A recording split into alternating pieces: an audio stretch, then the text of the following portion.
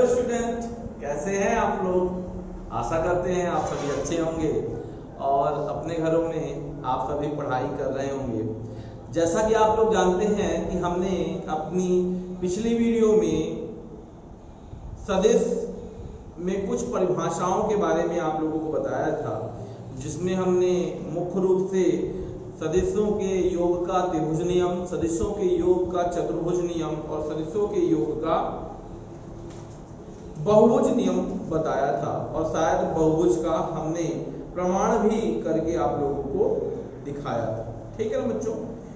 तो आज हम क्या करने वाले हैं बच्चों, देखिएगा। तो आज हम करने वाले हैं क्रम विनिमय नियम के बारे में आप लोगों को बताएंगे कि सदिश जो योग है वो क्रम विनिमय नियम का पालन करता है और सहचर्य नियम का पालन करता है। इसके बारे में हम आज पढ़ेंगे और इसी के बारे में हम आज अध्ययन करेंगे। और इसके बाद हम लोग क्या देखेंगे बच्चों, इसके बाद हम देखेंगे आपेक्षिक वेग के बारे में, दो विमाओं के आपेक्षिक वेग और उससे संबंधित सवाल को देखेंगे बच्चों। ठीक है ना। तो देखिएगा, पहला है सदिशों के योग के गुण। सदिशों के योग के गुण में पहला नंबर जो गुण है वो है सदिशों का योग क्रम विनिमय नियम का पालन करता है। सदिशों का योग क्रम विनिमय नियम का पालन करता है। क्रम विनिमय का मतलब क्या होता है? क्रम यानी एक तरह का एक साइड के बाद एक, अगर हम क्रम को बदल दें, यानी vector a plus vector b लिखा हुआ है तो क्रम बदल दें, यानी vector b plus vector a कर दें तो इसका मान बदलेगा नहीं। यही है सदिशों के योग का क्रम विनिमय नियम। मतलब a में b जोड़ दीजिए चाहे b में a जोड़ दीजिए, दोनों का मान बच्चों एक रहेगा। ठीक है ना। इसके लिए हम करते हैं प्रमाण, प्रूफ करते करें। अब मान लेते हैं एक समांतर चतुर्भुज है बच्चों, ध्यान से देखिएगा। एक समांतर चतुर्भुज नियम पढ़ा है कि नहीं पढ़ा है? क्या कहता है समांतर चतुर्भुज नियम? कहता है बच्चों कि समांतर चतुर्भुज की दो संलग्न भुजाएं जो होती हैं वो उनके कटान बिंदु से जाने वाले विकर्ण के बराबर होती है। ठीक है। तो हम मान लेते हैं ये OPQF जो है हमारा एक चतुर्भुज है। कौन सा चतुर्भुज? समांतर चतुर्भुज OPQF। ठीक है। इसलिए ये है वेक्टर A, ये है वेक्टर B, है ना। तो माना OPQF एक समांतर चतुर्भुज है ना, और जिसमें OP बराबर है वेक्टर A तथा OF बराबर वेक्टर B। ठीक है बच्चों। ये है माना OPQF एक समांतर चतुर्भुज है जिसमें हमने क्या कर लिया, OP बराबर A है और जिसमें हमने क्या कर लिया, OF बराबर या वेक्टर OF बराबर क्या है बच्चों, B है। ठीक है, दिख रहा है ना आपको? ठीक है ना। अब थोड़ी देर पहले मैंने एक बात की चर्चा की। क्या चर्चा की? सदिशों के योग का कौन सा नियम बच्चों? समांतर चतुर्भुज नियम के बारे में बताया। क्या बताया कि भाई यदि दो त्रिभुज की तरह सदिशों के योग का समांतर चतुर्भुज नियम क्या कहता है? यदि दो सदिशों को समांतर चतुर्भुज की संलग्न भुजाओं द्वारा परिमाण और दिशा में प्रदर्शित किया जाए तो उनका परिणामी इसके कटान बिंदु से होकर जाने वाले विकर्ण के द्वारा प्रदर्शित किया जाएगा। तो सीधी सी बात है बच्चों कि सदिशों के योग का समांतर चतुर्भुज में हम क्या करेंगे? अगर मैं इसको r मान लूं बच्चों तो r बराबर क्या हो जाएगा, या OQ बराबर क्या हो जाएगा? OQ बराबर OP, ये P है बच्चों, और वेक्टर OP प्लस OS हो जाएगा बच्चों। ये किससे हो गया? सदिशों के योग के किस नियम से? समांतर चतुर्भुज नियम से, यानी OQ ही रहने दो। OQ बराबर क्या हो जाएगा? Vector A plus vector B। देख लीजिए बच्चों अच्छे से, ठीक है ना? क्लियर? कोई डाउट नहीं होना चाहिए, है ना? तो सीधी सी बात है। अब यहाँ पास हम एक काम और करते हैं, ये बताइए, ये देखो दिख गया है OP, दिख रहा है? OP के समांतर कौन सा चतुर्भुज हो जाएगा लाइन? OP जो है भाई ये समांतर चतुर्भुज है, तो सीधी सी बात है OP किसके बराबर है? SQ के बराबर है। तथा साथ में देखिए दिशा दोनों की एक साइड है ना, SQ जो है समांतर है, ऐसा लिख सकते हैं नीचे वाली लाइन। OP जो है वो समांतर है किसके बेटा? SQ के समांतर है ना? इसका मतलब हो गया कि SOP तो हमारा वेक्टर A है, OP हमने कितना बताया है? वेक्टर A, तो SQ भी हो जाएगा हमारा बच्चों वेक्टर A हो जाएगा। SQ भी कितना हो जाएगा? वेक्टर A हो जाएगा। क्यों? क्योंकि A बराबर क्या दिया है? OP दिया हुआ है, ठीक है ना? मतलब OP बराबर दिया है हमारा A, ठीक है ना? समझ में आया इतना बच्चों? बहुत कठिन तो नहीं था, सरल ही था ना? बिल्कुल सही बात है। अब हम करते हैं, देखिए सदिशों के योग का त्रिभुज नियम OQS में दिख रहा है। OQS, O ये बीच वाला, Q वो किनारे वाला, और S ये बगल वाला, ठीक है ना? OQS में त्रिभुज नियम लगा देते हैं। तो देखिए त्रिभुज नियम लगाइए, इसमें त्रिभुज OQS में सदिशों के योग के त्रिभुज नियम से, तो बच्चों क्या हो जाएगा? देखिए थोड़ा सा त्रिभुज नियम से हो जाएगा हमारा, देखो OQ बराबर OS प्लस SQ हो जाएगा। होगा कि नहीं होगा? क्या कहता है सदिशों के योग का त्रिभुज नियम? सुनिएगा, यदि दो सदिशों को त्रिभुज के किसके संलग्न दो भुजाओं के द्वारा परिमाण और दिशा में व्यक्त किया जाए तो उन दोनों का परिणामी तीसरी भुजा द्वारा विपरीत क्रम में प्रदर्शित किया जाएगा। तो देखिए यहाँ पास ये है OQ विपरीत दिशा में, और ये OS और SQ एक ही दिशा में। देखिए ऐसे गया और ये उल्टा जा रहा है, यहाँ दो तीर मिल रहे हैं ना? तो यहाँ पास समझ जाइए ये क्या है? हमारा सदिशों के योग का कौन सा नियम बच्चों? सदिश नियम है या त्रिभुज नियम है। अब सबकी वैल्यू रख दो भैया। हमने बताया ये B है, क्या है बच्चों? ये बताया ये B है, बहुत बढ़िया। ये बताया SQ बराबर दिया है ऊपर A है, ठीक है ना बच्चों? यहाँ ऊपर देखो A प्लस B दिया है, और यहाँ देखो बच्चों क्या दिया है? B प्लस A दिया है। हो गया ना उल्टा सीधा? यानी कि OQ बराबर A प्लस B होता है और OQ बराबर ही B प्लस A होता है।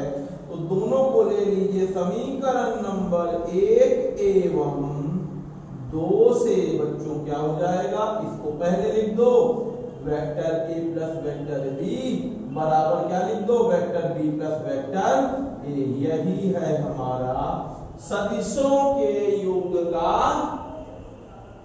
क्रम विनिमय नियम का पालन करता है प्लस।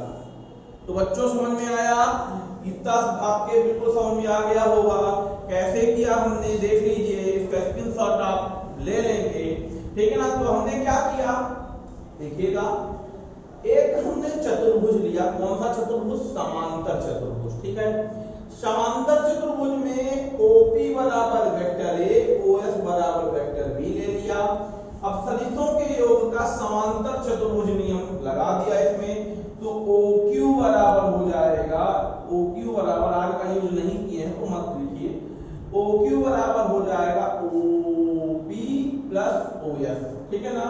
इस नियम हमने पढ़ा है। OP को हमने A लिखा है, OS को हमने B लिखा है, लिख दिया समीकरण नंबर 1। अब हमने देखा कि OP बराबर SQ है तथा OP समांतर SQ है, तो आप लिख सकते हो वेक्टर OP बराबर SQ बराबर वेक्टर, दोनों के बराबर वेक्टर A लिख दिया हमने। यहाँ भी क्या लिख दिया? Vector A। और इस ऊपर वाले में OQS में सदिशों के योग का कौन सा नियम लगा दिया? त्रिभुज नियम लगा दिया बच्चों। तो OQ OS SQ, OQ OS SQ हो गया। तो OS की वैल्यू देखो बच्चों कितनी दी है? B दी है। SQ की बच्चों कितनी दी है? A दी है। तो यानी समीकरण नंबर 1 में OQ के बराबर, समीकरण नंबर 2 में OQ के बराबर, यानी ये दोनों आपस में बराबर। तो बच्चों समझ में आया आप लोगों के?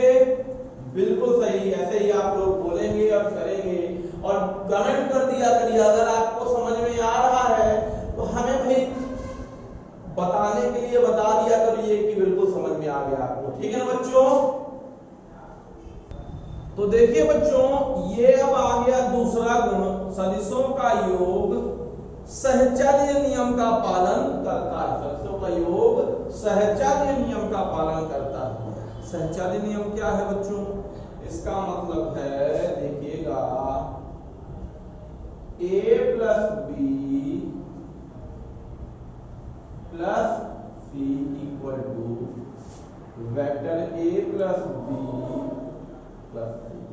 मतलब कहने का, आप चाहे पहले दो को जोड़ के तीसरे से जोड़िए, चाहे लास्ट वाले दो को जोड़कर पहले से जोड़े, तो वैल्यू हमारी प्रत्येक स्थिति में एक ही आएगी बच्चों। यही आपको क्या करना है? प्रूव करना है बच्चों। तो इसका हम करते हैं प्रमाण। क्या करेंगे? प्रमाण।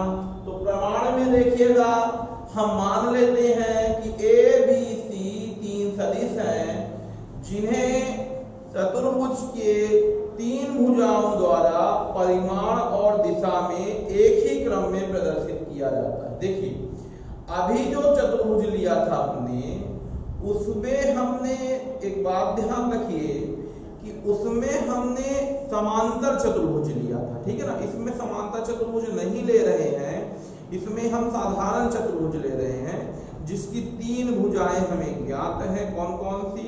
A, B और C, ठीक है ना, ध्यान रखिएगा, ठीक है। माना वेक्टर A, वेक्टर B तथा वेक्टर C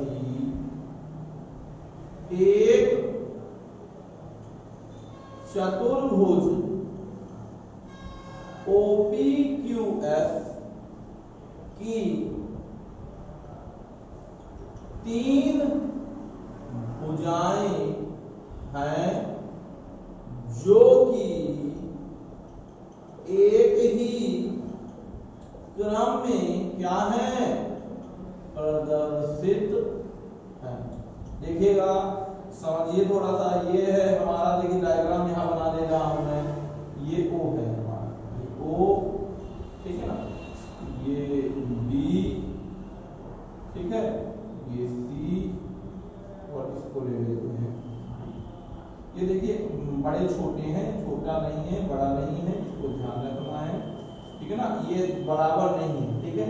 तो ये OP है, देखिए तीर का निशान, PQ है, देखिए तीर का निशान, QS है, देखिए तीर का निशान। एक ही क्रम में ये क्या है? प्रदर्शित। निकालना वेक्टर A यानी OP को ले लिया वेक्टर A, और वेक्टर B यानी PQ को ले लिया vector B, QS, vector C को ले लिया हमने, QS ले लिया है ना, और ये हो गया हमारा OS, ठीक है। अभी देखिए ये है हमारी क्या चतुर्भुज OPQS, ठीक है। अब हमने क्या किया, O से Q को, P को और S को मिला दिया, और इसको मिलाने के बाद ये जो दो त्रिभुज आपको दिख रहे हैं, कौन कौन से त्रिभुज, OPQ और दूसरा त्रिभुज OQS, इनमें सदिशों का योग का त्रिभुज नियम लगा देते हैं, ठीक है। अब देखिए यहां पास त्रिभुज OPQ में सदिशों के योग का कौन सा नियम, त्रिभुज नियम से क्या कहता है, सदिशों के योग का त्रिभुज नियम, यदि हम दो सदिशों को त्रिभुज की दो संलग्न भुजाओं द्वारा परिमाण और दिशा में एक ही क्रम में प्रदर्शित करें तो उनका परिणामी, देखिए OP और PQ हो गया ना, उनका परिणामी त्रिभुज की तीसरी भुजा द्वारा विपरीत क्रम में प्रदर्शित किया जाएगा। तो यानी देखिए बच्चों, ये हो गया हमारा कौन सा, OP देख लीजिए, OQ बराबर क्या आ जाएगा, वेक्टर OQ बराबर OP प्लस PQ, है ना, एक क्रम में, देखिए क्रम में, ये विपरीत क्रम में हो गया, यानी OQ बराबर vector A plus vector B। इतना समझ में आया कि नहीं आया, इसको ले लीजिए आप, इक्वेशन नंबर फर्स्ट ले लीजिए, ठीक है ना। इसी तरह त्रिभुज मैंने कौन सा बताया था, OQS में कौन सा, सदिशों के योग का त्रिभुज नियम से क्या हो जाएगा, सदिशों के योग का त्रिभुज नियम, O से लेकर P गया है, Q से लेकर S गया, तो इसका विपरीत क्या हो जाएगा भाई, OS हो जाएगा ना।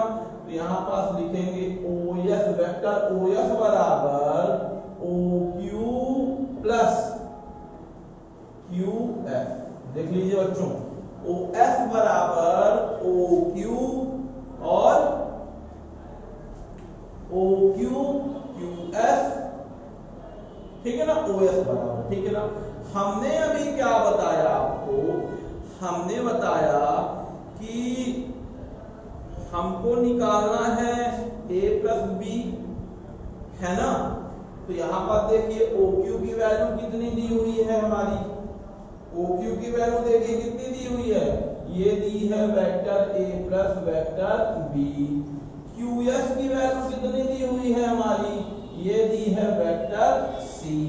ये किसके बराबर आ गया, OS के बराबर आ गया। इतना समझ में आया बच्चों कि नहीं आया, फिर से समझा देता हूं। देखिए हमने क्या किया, त्रिभुज OPQ लिया, देखिए OPQ में सदिशों के योग का त्रिभुज नियम लगाया, तो जब त्रिभुज नियम लगाया तो OQ बराबर OP प्लस PQ, यानी A प्लस B, ठीक है ना बच्चों। इसी तरह हमने क्या किया, ऊपर वाले OQS में सदिशों के योग का कौन सा नियम लगाया, त्रिभुज नियम लगाया, तो OQ प्लस QS बराबर आ गया OS। इसको हमने क्या लिख दिया, R लिख सकते हैं आप, इसको R लिख दीजिए, तो यहाँ OS की जगह क्या आ जाएगा, वेक्टर R आ जाएगा। समझ में आया इतना कि नहीं आया बच्चों। अब हम फिर से करते हैं वही काम, विकर्ण दूसरा, विकर्ण इस बार हम मान लेंगे ये वाला, देखा है, ये वाला विकर्ण लेंगे और काम भी वैसे ही करेंगे जैसे इसका विकर्ण आ गया, ठीक है। तो यहाँ पर देखिए कौन सा त्रिभुज बना दिया है, दो त्रिभुज, एक इधर साइड वाला, अगर इसको देखिए मैं अभी के लिए इसको मिटा दूं थोड़ी देर के लिए, तो ये दो त्रिभुज बन गए ना हमारे। कौन से त्रिभुज बन गया है, एक बन गया हमारा OPS, दूसरा कौन सा बन गया, PQS। तो पहले तो PQS ले लेते हैं, त्रिभुज PQS में कौन से नियम से, त्रिभुज नियम, जैसे लिख देते हैं, शॉर्ट में लिख दे रहे हैं, आप लिख लीजिएगा। तो यहाँ क्या हो जाएगा, त्रिभुज नियम से। तो त्रिभुज नियम से बच्चों क्या हो जाएगा, देखो कौन सा त्रिभुज लिया हूं, PQS। देखिए ध्यान से, इसको मिटा दिया मैंने इसलिए, लेकिन लिखना है आपको। समझाने के लिए मैंने ऐसे किया। PQ देखिए एक तीर का निशान आ गया, तो ऐसे आप लिख लीजिए PS बराबर क्या हो जाएगा, वेक्टर PQ, ठीक है, एक ही क्रम में है ना। फिर वेक्टर QS देख लीजिए, ये एक क्रम में, विपरीत क्रम में, ये सीधे सीधे क्रम में, ये यूं गया, ऐसे नहीं आगे ऐसे गया, तो ये होगा परिणाम इसका, ठीक है ना। इसी तरह त्रिभुज नीचे वाले में देखिए, OPS में कौन से नियम से बच्चों, त्रिभुज नियम से क्या हो जाएगा, त्रिभुज नियम से फिर से वही चीज क्या हो जाएगा, यहाँ पर देखो ये ऐसे गया फिर ऐसे गया, यानी कि OS बराबर आ जाएगा आपका OP प्लस, देखिए OS बराबर आ जाएगा OP प्लस PS। समझ में आया बच्चों कि नहीं आया, ठीक है ना। यहाँ पर वैल्यू भी रखना पड़ेगा। ये बताइए PQ की वैल्यू कितनी है, PQ की वैल्यू तो वही दिया है B, और QS की वैल्यू कितनी दी हुई है, QS की वैल्यू दिया है बच्चों C, है ना, तो वैल्यू भी पुट कर दी हमने। इसी प्रकार नीचे वाले में देखिए OP की वैल्यू कितनी दी है, OP की वैल्यू दी है इसमें A, वेक्टर A, है ना। और ये क्या कहते हैं, OS की वैल्यू कितनी दी है R, है ना। PS की वैल्यू कितनी ऊपर निकाले हो ना, कितना दिया हुआ है, vector B plus vector C, ठीक है ना। फिर से देख लीजिए बच्चों, हमने इस वाले त्रिभुज में लिया PQS, तो यहाँ पास क्या किया, PQS में PS बराबर PQ प्लस QS, है ना, यानी B प्लस C, ठीक है। ये वाला त्रिभुज लिया तो क्या हो जाएगा बच्चों, OS बराबर OP प्लस PS, ठीक है। यहाँ बस ये समीकरण नंबर कितना हो गया बच्चों, 2 हो गया। इस चित्र को पुनः मैं बना देता हूँ, आपको ऐसे ही बनाना, ठीक है। अब समीकरण नंबर 1 और 2 को ध्यान से देखिए, पहला नंबर भी R बराबर है, दूसरा नंबर भी R बराबर है, यानी समीकरण नंबर 1, 2 से क्या हो जाएगा, दोनों आपस में बराबर हो जाएंगे, ठीक है ना बच्चों। इसका स्क्रीनशॉट आप ले लेंगे। अब देखिए मैं इसको मिटा रहा हूं, ये प्रमाणीकरण जो लिखा था इसको यहां लिख देता हूं, तो क्या हो जाएगा, समीकरण नंबर 1 एवं 2 से बच्चों क्या हो जाएगा, A plus B vector form B plus C equal हो जाएगा, क्योंकि दोनों आ रहे हैं, देखिए बच्चों, ये हो जाएगा vector A plus vector B plus vector C। यही है हमारा सदिशों का योग जो होता है सहचर्य नियम का पालन करता है। सदिशों का योग जो होता है वह सहचर्य नियम का पालन करता है, यानी A प्लस B ब्रैकेट में यदि C से जुड़े, इस या A plus B plus C bracket में जुड़े, तो आपस में क्या होगा बच्चों, बराबर होगा। यही है सदिशों का योग का क्रम विनिमय और सदिशों के योग का सहचर्य नियम, ठीक है ना बच्चों। तो बच्चों आज हमने देखा सहचर्य नियम और क्रम विनिमय नियम, ये पेपर में कई बार आया हुआ सवाल है, इसको कर लीजिएगा। बहुत सरल लगता है, लेकिन जब तक आप करेंगे नहीं तब तक बनेगा नहीं, ठीक है ना बच्चों। आप इसी तरह के वीडियो को देखने के लिए इस चैनल को सब्सक्राइब करके रखें, और जितने भी लोग आपके 11th क्लास के बच्चे हों उनको आप इसको भेजिए, और अच्छे से रहिए। कोरोना का समय चल रहा है तो सुरक्षित रहिए, और thank for listening and thank you all.